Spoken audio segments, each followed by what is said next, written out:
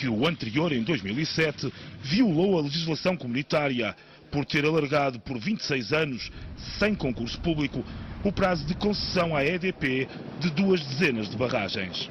O decreto-lei que prorrogou o prazo dos direitos de utilização do domínio público hídrico sem um processo de licitação é inconsistente com as condições de concorrência e igualdade de tratamento de todos os interessados. A Endesa, maior barragista em Espanha, critica ter sido excluída dessa negociação. Portaria de 15 de junho de 2007, o Estado alargou por 26 anos os direitos da EDP a explorar 2 dezenas de barragens, encaixando 759 milhões de euros. Os ministros Manuel Pinho e Nunes Correia fundamentaram esse valor com base em avaliações de 2 bancos, a Caixa de Investimento e o Credit Suisse. A Endesa, maior barragista em Espanha, acha que deveria ter havido um concurso público. Houve uma extensão negociada, enfim, em ciclo fechado com a EDP. Penso que os Estados têm que fazer uma boa gestão, obviamente, do que é património público. Ativo, ele depois deve encontrar a forma melhor de valorizar esse ativo. E, portanto, aí, por certo, que é pela via de um concurso aberto que vai conseguir esse objetivo. Podia ter oferecido o melhor preço, provavelmente. O Departamento Central de Investigação e Ação Penal pediu agora à REN e à Direção-Geral de Energia documentação relativa aos contratos do Estado com a EDP. A coordenadora do Departamento, Cândida Almeida, confirmou à TVI que depois de analisar os documentos pedidos, vai decidir se instaura um inquérito criminal. A TVI sabe que foram já ouvidas várias personalidades com informações sobre a matéria em análise. A EDP não faz comentários, o ex-ministro Manuel Pinho também não. Já o atual governo invoca informação produzida à época pela empresa pública REN para calcular que o Estado poderia ter encaixado mais 581 milhões de euros. O decreto-lei levanta dúvidas no quadro das regras de concorrência, uma vez que favorece um titular de um ponto de vista financeiro para a concessão do uso de um recurso natural, neste caso, a água. Já o primeiro titular da pasta no governo de Passos Coelho não tem dúvidas.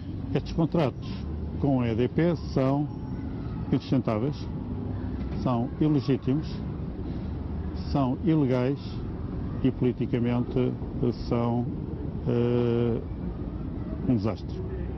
O interesse da Comissão Europeia foi desencadeado por uma queixa apresentada em Bruxelas por diversas personalidades, entre elas um deputado e vários ex-governantes. A Comissão Europeia decidiu abrir um inquérito aprofundado para apurar o que se passou. Foram pagos 759 milhões de euros pela manutenção de 27 centrais elétricas, que representam 27% das capacidades de produção do país. Bruxelas garante que nunca foi notificada sobre o valor da operação para avaliar os auxílios estatais. A Comissão considera que o preço pago foi demasiado baixo e que o tempo de concessão é muito longo. Em alguns casos, as mesmas concessões mantêm-se até ao ano de 2052. Se se provar que a EDP foi beneficiada em relação a outros concorrentes, haverá penalizações. O Estado português pode recuperar as ajudas concedidas à EDP no sentido de as devolver aos contribuintes. Em 2007, dos 759 milhões pagos pela EDP, 56 milhões reverteram para impostos. Nessa altura, o Estado controlava quase 26% do capital da EDP. Em 2011 foi privatizada na totalidade e os chineses da Three Gorges passaram a deter mais de 21%. Os nossos governantes, todos eles, têm uma coisa em comum. Têm um medo terrível da EDP. O Estado paga por ano pelos chamados MECs, estas rendas à EDP, sabe, por ano? Não. 165 milhões. Sabe qual é a redução? Por ano? 20 milhões. Apenas. Estava prevista a redução ser na ordem dos 100, 110 milhões. O Governo foi um bocadinho fraco, foi um bocadinho receoso. Ou seja, no essencial acho que é uma boa decisão, acho que é uma boa orientação, podia ter sido um pouco mais longe. Relativamente à EDP, o Governo teve aqui uma falha de todo o tamanho. A EDP, em grande medida, mandava no Governo anterior, parece que continua a mandar neste Governo.